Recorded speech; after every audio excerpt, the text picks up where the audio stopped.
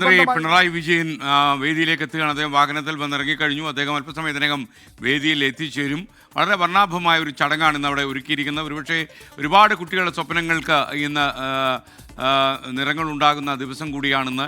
ഒരുപാട് കുരുന്നുകൾ, 3 ലക്ഷത്തിലധികം കുരുന്നുകളാണെന്ന് സംസ്ഥാനത്തെ വിവിധ പള്ളിക്കൂടങ്ങളിൽ എത്തുന്നത്. മുഖ്യമന്ത്രിയും അതുപോലെ കൃഷി വകുപ്പ് മന്ത്രിയും വിദ്യാഭ്യാസ വകുപ്പ് മന്ത്രിയും വേദിയിലേക്ക് വരികയാണ്. അതുപോലെ വലിയൊരു ജനാവലിയും അവിടെ ഈ പരിപാടിക്ക് സാക്ഷ്യം വയ്ക്കാൻ എത്തിയിട്ടുണ്ട്. വൈഎസ് അഭിനന്ദ് നമുക്കൊപ്പം ചേരണം. അഭിനന്ദ്, മുഖ്യമന്ത്രി വേദിയിലെത്തി. ചടങ്ങുകൾ ആരംഭിക്കാൻ ഇനി വളരെ കുറച്ച് സമയം മതിയെന്നാണ് വിശ്വാസം. പറയൂ. നമുക്കിരിക്കുന്ന കുട്ടികളുടെ ബാൻഡ് മേളം ഒന്ന് കേൾക്കാൻ തോന്നുന്നു.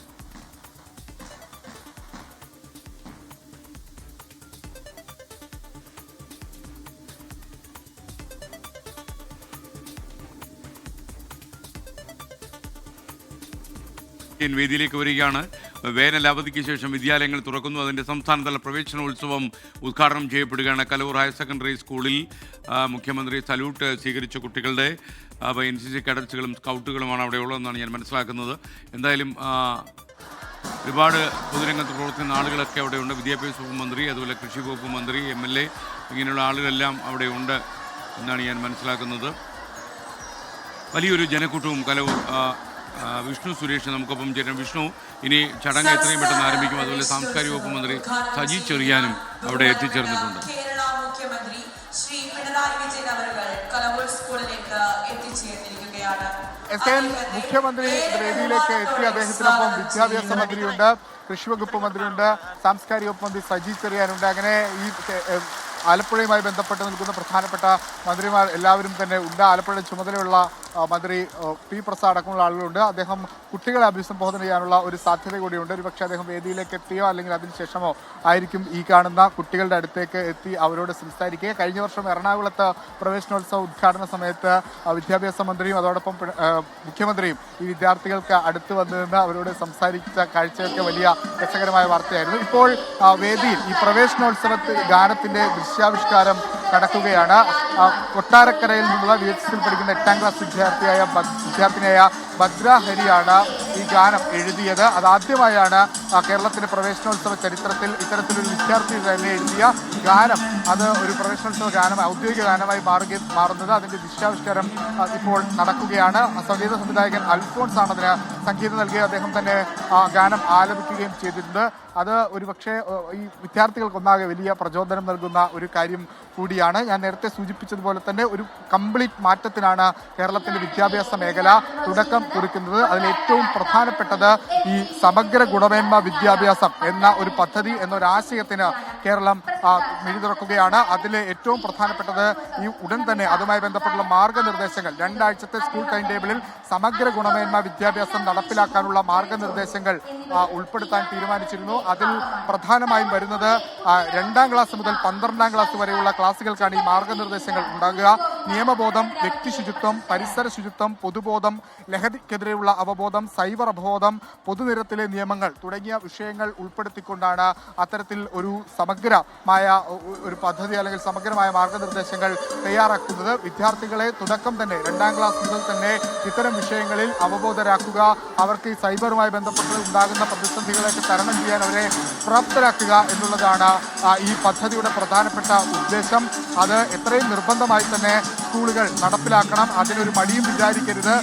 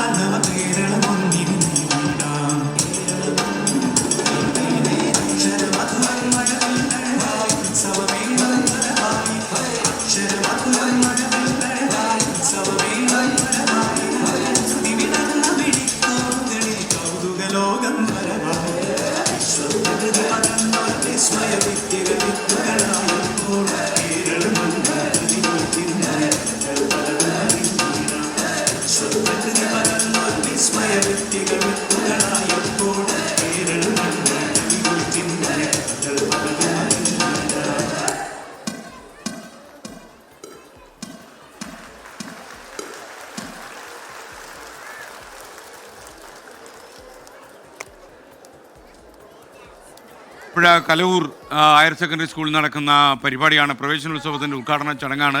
ഭർത്തൃഹരി മുഖ്യമന്ത്രിയുമായി സംസാരിക്കുകയാണ്. ഈ ഭർത്തൃഹരിയാണ് ഇതിൻ്റെ അവതരണ ഗാനം എഴുതിയിരിക്കുന്നത്. അടൂർ നിവാസിയാണ്.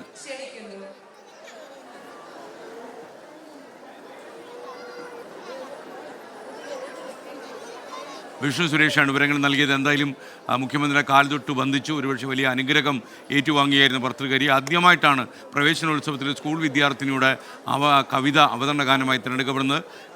വളരെ മഴമേഘങ്ങളെക്കുറിച്ചും അതുപോലെ സാമൂഹിക പ്രശ്നങ്ങളെക്കുറിച്ചും ഒക്കെ ഈ കവിതയിൽ ഈ മിടുക്കിയായ ഭർത്തൃഹരി എഴുതിയിട്ടുണ്ട്.